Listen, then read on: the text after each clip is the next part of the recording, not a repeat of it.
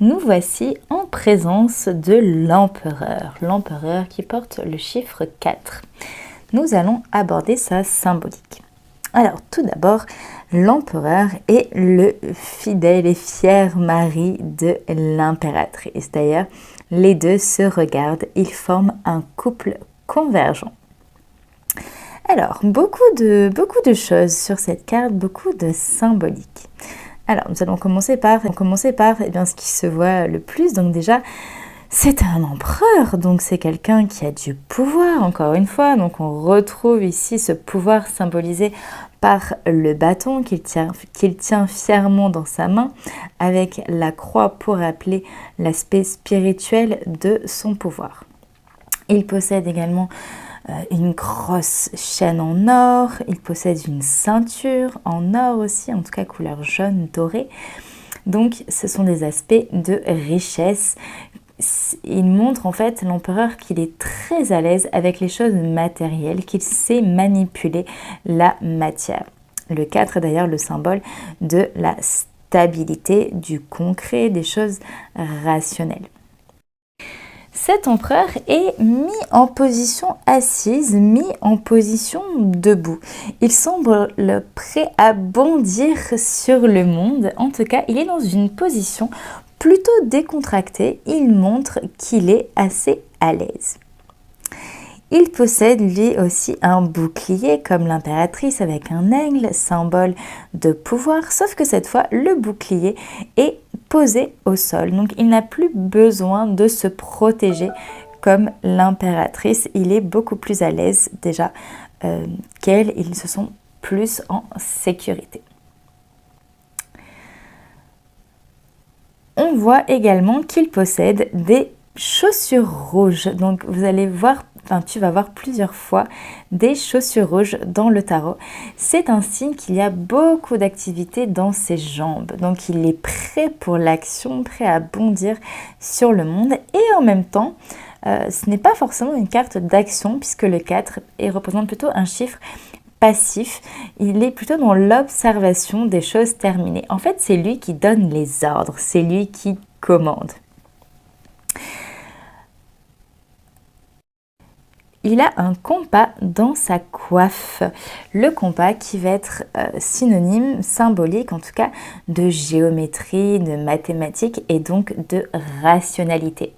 L'empereur va représenter tout ce qui est rationnel, tout ce qui est cartésien, tout ce qui est carré, tout ce qui est concret. L'empereur, c'est un bâtisseur, c'est quelqu'un qui construit, qui bâtit.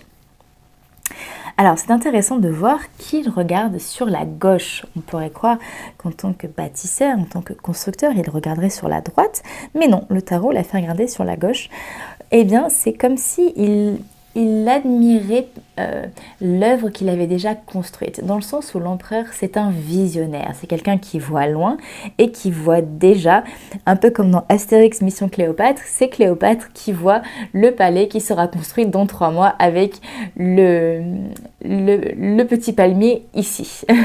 Cléopâtre, ou en tout cas l'architecte, mais en tout cas, il a une vision à long terme de ce qu'il veut construire, de ce qu'il veut laisser, et il a une capacité à visualiser le résultat déjà atteint. Donc c'est pour ça qu'entre autres, bien sûr, qu'on le met comme ça, qu'il a le regard tourné vers le passé. Et aussi parce qu'il regarde sa belle impératrice, bien entendu. Les détails qui tuent, comme disait mon maître Joël. Il a une barbe bleue. La barbe bleue, donc pour rappel, le bleu c'est ce qui est spirituel, donc ça veut dire que ce qui pousse en lui est spirituel. C'est quelqu'un qui se spiritualise. Il a une main stylisée au niveau du cou. Donc ce personnage est porteur d'un travail vis-à-vis de l'expression face à l'autorité, face au père. D'ailleurs, l'empereur représente lui-même le père. Donc quand cet arcane sort, il peut y avoir tout un travail à faire par rapport à ces symboliques-là. Enfin, dernier détail, nous avons un petit œuf au niveau du bouclier sous la queue de l'aigle qui est caché. Donc ici, c'est évidemment un clin d'œil à la papesse. L'aigle avec l'œuf nous dit que l'empereur, tout comme la papesse, polit son caractère. Ce n'est pas pour rien que le 4, c'est 2 fois 2. Donc l'empereur enseigne à son fils que le monde, eh bien, c'est fait pour posséder toutes les richesses, tous les outils. Et qu'ensuite, eh bien, il faut s'en servir pour polir son caractère, car on est là pour se perfectionner. L'empereur, en tout cas, a une domination, a du pouvoir sur le monde. Comme il est assis au-dessus de l'aigle, il est assis au-dessus de son pouvoir. La signification de l'empereur. Donc, il porte le chiffre 4. Il est le symbole de la rationalité et de la matérialité. Le 4 représente la capacité de l'homme à spiritualiser la matière. C'est tout l'enseignement de l'empereur, spiritualiser la matière. Il nous explique que il n'y a pas de mal à gagner des richesses, à gagner de l'argent, à avoir des biens matériels. Au contraire, ça va servir à se spiritualiser. Donc l'empereur est un symbole de chef, de leader, c'est un bâtisseur. Il possède les clés et les outils pour donner vie à un projet dans la matière. Il est d'ailleurs très à l'aise avec les possessions qu'il sait gérer et accumuler. C'est le mari de l'impératrice qui représente un beau mâle viril qui possède lui aussi les attributs de son pouvoir, tout comme l'impératrice.